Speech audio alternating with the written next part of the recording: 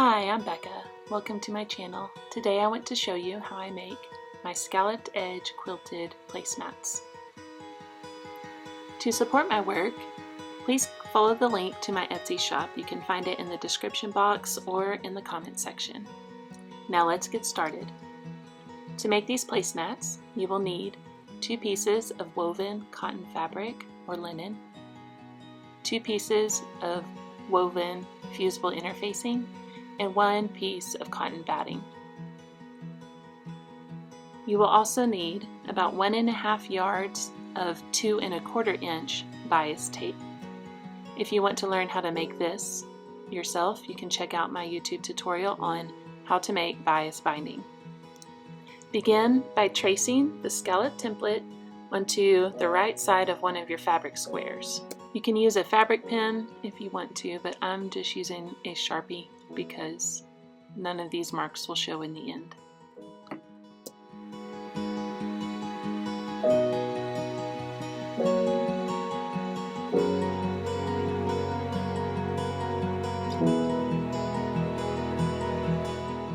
It isn't a bad idea to pin your layers together before you start to quilt them, and if you have a walking foot that you can put on your sewing machine, I highly recommend it.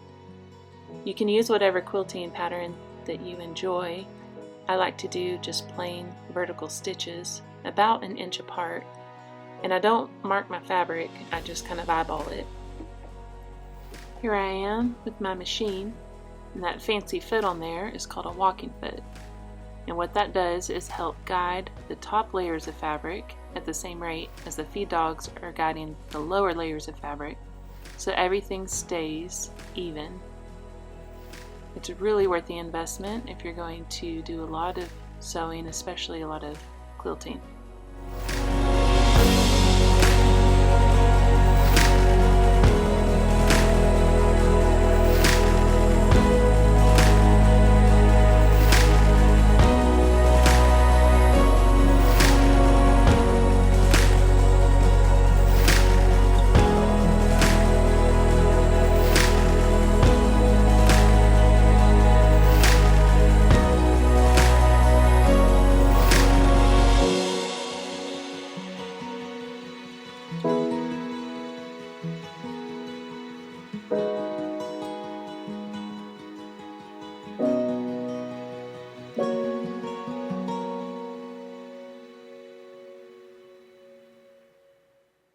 Alright, now that all your stitching's done, take your scissors and slowly and carefully cut around the scalloped edges.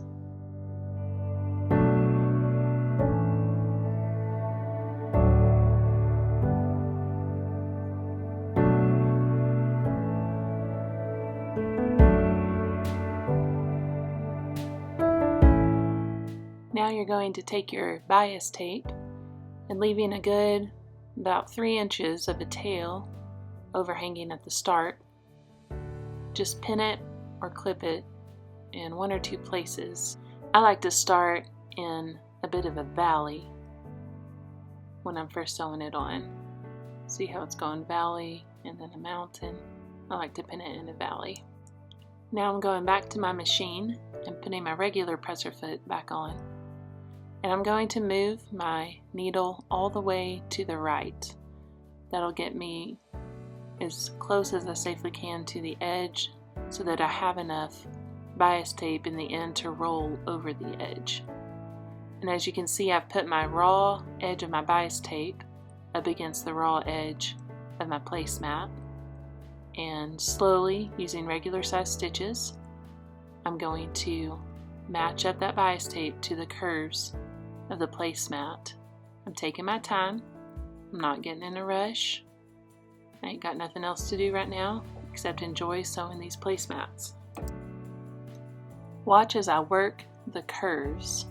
When I go over a mountain, I'm given just the tiniest bit of slack in the bias tape. I'm not pulling it too tight. But then as I go down the valley, I am going to pull just a snug bit. You don't want to overdo it. So it's a combination of pushing a little tiny bit of extra fabric as I go over the curves, and then just pulling it taut as I go down into the valleys. and I'm going to work that back and forth slowly all the way around.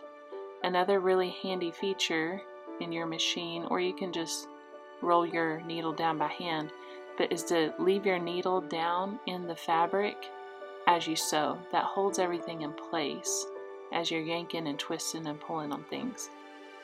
So my Bernina has a feature where it just automatically, when I stop, it ends with my needle down in the fabric, and that is really nice feature to have. But you can also get in the habit of just rolling with your hand wheel your needle in the down position while you make those pivots. That'll make your work a lot more clean.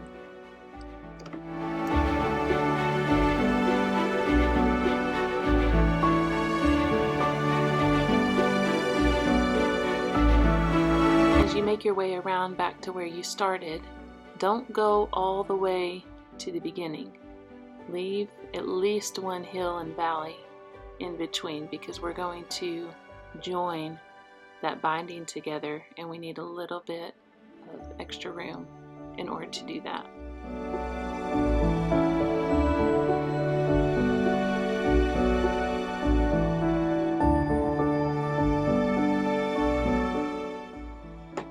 Okay, in order to join my bias tape together so it looks flawless and you can't tell where I started and where I ended, what we're going to do is measure the overlap of these two tails, and it's going to be the same distance as the width of our bias tape. So the bias tape is 2 1/4 inches, so I'm going to measure where these two pieces overlap, 2 1/4 inches, and then I'm going to cut the extra part off, just like that. So there's one side, and now I'm measuring 2 1/4 inches on the other one. And I'm going to mark it, and I'm going to trim that one.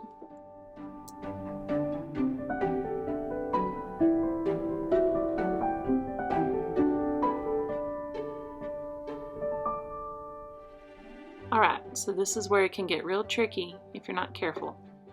But you're going to match your corners up and turn them perpendicular to each other again. And you're going to pin in place, and it helps if you want to draw a diagonal line on one of the fabrics.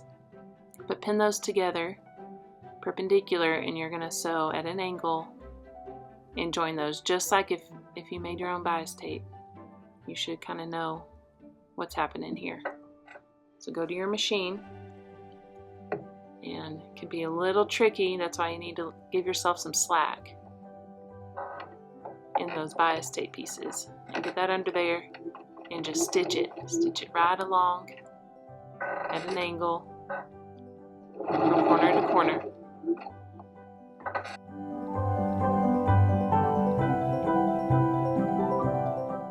I always like to stop and test after I've sewn that together and make sure I did it the right way. I'll kind of do a trial and say, does that look right? Yeah, got it right, because half the time I do it backwards. So after I've checked it, then I trim off my extra material there.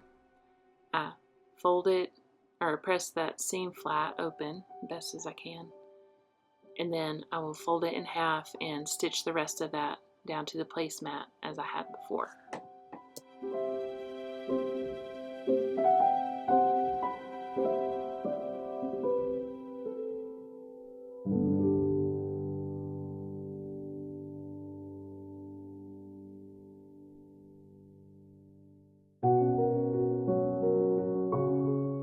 Alright, once you made it all the way around, you're going to examine your work, make sure you caught it all on the edges. If there's anything you need to go back and fix, now's a good time to do it. But you can roll that tape right over those ridges, and it should be semi-tight. Hopefully you don't have a bunch of wrinkles or mess, but it's okay if you're just learning. Don't worry, give yourself a break. You'll get it, you'll get there. Nobody's perfect, and that's okay. And you're going to roll that edge right over around to the back side. And I'm going to put my needle back in the center position, and I'm slowly going to top stitch, this time with the longest stitch on my machine. I'm going to top stitch right along that edge all the way around, taking my time, going slow, smoothing, leaving my needle down in the mat as I stitch. And I'm going to stitch all the way around.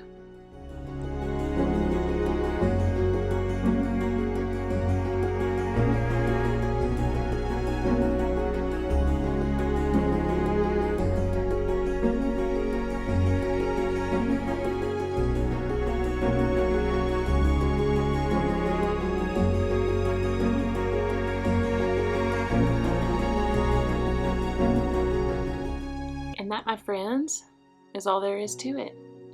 You can now examine your work, clip any stray threads, give her a little press or two, and then go about making as many as you need for your party or your family or whatever you're making these for. Bring a little cheer to your life, a little joy. Practice your sewing skills. Once you get binding down, you can use it on so many different things. So it's really a skill worth developing. I hope this tutorial helped you, and thank you for purchasing my pattern, supporting my family. Y'all be blessed. Happy sewing.